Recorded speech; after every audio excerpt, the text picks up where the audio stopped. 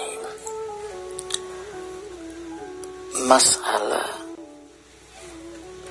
atau problem dalam hidup manusia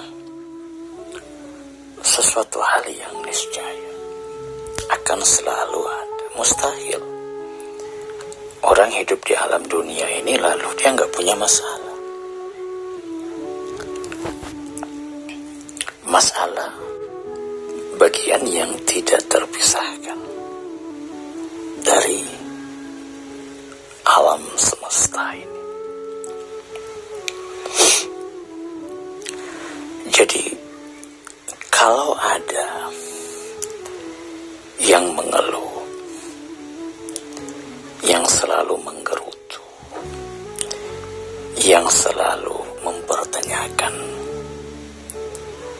kebijakan Allah di alam semesta ini menandakan bahwa dia mempertanyakan kearifan Allah, mempertanyakan kebijakan Allah. Seakan-akan dia tidak mau menerima apa yang sudah Allah tetapkan, adakan di alam dunia ini. Seakan-akan dia ingin menyampaikan kepada Allah, ya Allah, Engkau itu nggak tahu apa-apa, saya lebih tahu, kan begitu. Seperti Anda misalnya memprotes seseorang. Ketika Anda memprotes seseorang, sebenarnya ada apa di balik protes Anda itu? Apa yang Anda ingin sampaikan kepada orang itu? Yang Anda ingin sampaikan kepada orang itu dengan protes Anda, dengan keluhan Anda, bahwa Anda itu nggak tahu apa-apa salah yang Anda sampaikan. Bukan. Misalnya, si A, si Fulan memprotes kebijakan atau penyampaian seseorang. Dengan protes Anda itu, Anda sedang memperlihatkan kelemahan apa yang disampaikan oleh orang itu, kelemahan ilmunya, pengetahuannya dia. Dan Anda ingin menyampaikan bahwa apa yang saya miliki, apa yang saya pikirkan, pengetahuan saya lebih daripada Anda. Itu udah pasti, walaupun tidak secara langsung Anda sampaikan, tetapi hal ini tergambar dari sikap kita. Makanya kalau ada hamba yang suka mempertanyakan kebijakan Tuhannya, kira-kira menurut Anda apa yang bisa dinisbatkan kepada hamba ini? Hamba seperti apa? Hamba yang begini, kan begitu. Ini sesuatu hal yang kurang pas, yang gak pantas. Makanya di dalam hadis qudsi dikatakan bahwa kalau ada hamba yang mempertanyakan qada dan qadarnya Allah, yang mempertanyakan aturan Allah, yang mempertanyakan kebijakan Allah, Allah sampaikan apa? Cari Tuhan lain selain aku, dan carilah alam dunia lain selain alam dunia yang sedang engkau tempati ini. Kan jelas engkau tidak suka dengan alamnya Tuhan. Ini kan alamnya Allah, alamnya Tuhan. Katakanlah seperti ini, Anda masuk ke dalam sebuah lembaga, sekolah, perusahaan, yayasan. Ketika Anda masuk ke dalamnya, lembaga itu,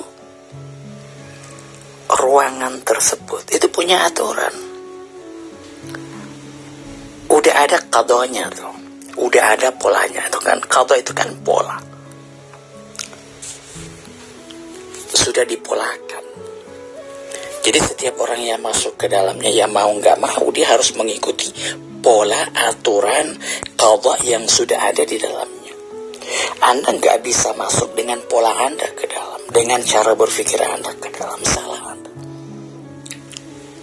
Gitu. Jadi kalau Anda masuk ke dalam, kemudian Anda protes dengan kebijakan yang ada di dalam, Anda masuk ke dalam ruangannya orang, Anda masuk ke dalam rumahnya orang, lalu Anda di sana banyak gaya, banyak protes, kira-kira yang pantas dilakukan untuk orang itu apa? Ya diusir. Kan begitu. Kamu udah masuk ke dalam rumahnya orang, lalu banyak ngomong, lalu banyak protes, ini nggak bisa, ini nggak boleh, itu nggak bagus, pantas nggak pantas, nggak layak. Kamu apa itu? Kan begitu. Begitu juga dengan Allah. Engkau ini dihadirkan oleh Allah. Kan udah ada polanya Allah. Sebelum kita masuk ke alam dunia ini, sudah Allah tetapkan tuh. Wa qadha rabbuk. Allah udah tetapkan. Udah ada polanya Allah. Jadi ketika Anda mau masuk ke dalamnya, Anda bukan lagi mau ngatur pola yang sudah ada. Yang harus Anda lakukan, Anda harus siap mengikuti pola hukum aturan yang ada di dalamnya. Bukan kemudian mau buat pola baru. Ya Allah, ini nggak benar, siapa kamu? Kan begitu, nggak pantas itu. Kalau ada seorang hamba yang berani protes kepada Tuhannya, coba Anda pikirkan. Bayangkan tuh, Anda kira-kira marah nggak kalau ada anak Anda yang protes kebijakan Anda, marah Anda, ngamuk Anda, anak apa ini? Kan begitu, nggak pantas. Guru juga kan begitu. Guru kalau diprotes, dosen diprotes sama pelajar atau sama mahasiswa, kan gak senang deh. Ini anak baru kemarin sore, belum tahu cara membaca, udah berani protes anak. Kan begitu. Gue ini profesor, gue ini dokter. Kan begitu. Akan muncul sikap dimana kita itu merasa bahwa kita itu lebih dari orang yang mengkritik kita. Kecuali kalau orang yang mengkritik itu berada pada posisi di atas, karena memang sifat kritik ya udah pasti seperti itu.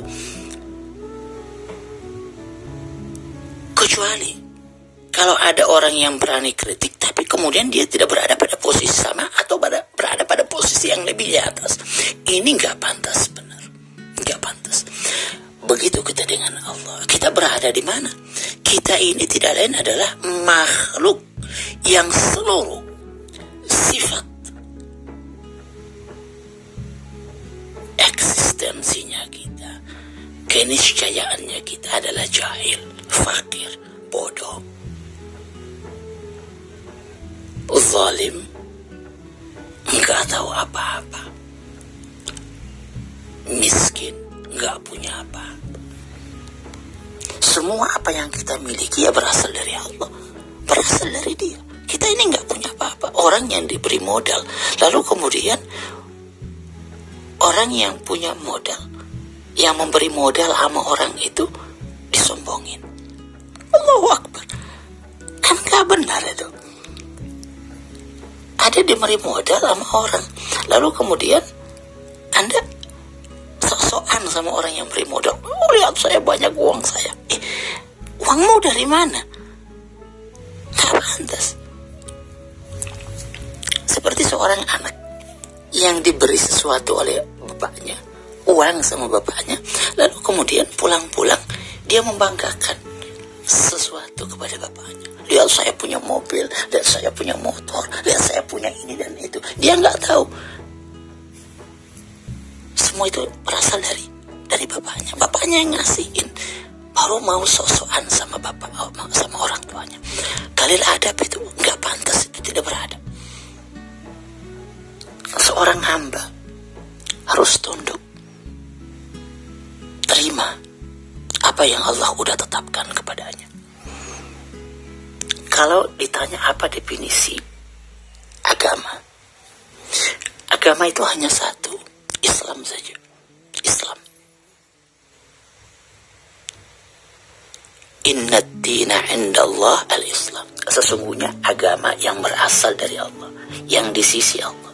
Bukan Islam, agama yang sekarang ini dipeluk oleh kaum muslimin, enggak.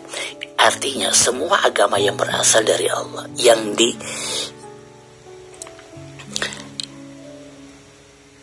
diberikan oleh Allah kepada para nabinya, itu tidak lain adalah Islam. Jadi agama berasal dari Nabi Adam sampai terakhir Nabi Muhammad, itu semuanya adalah Islam.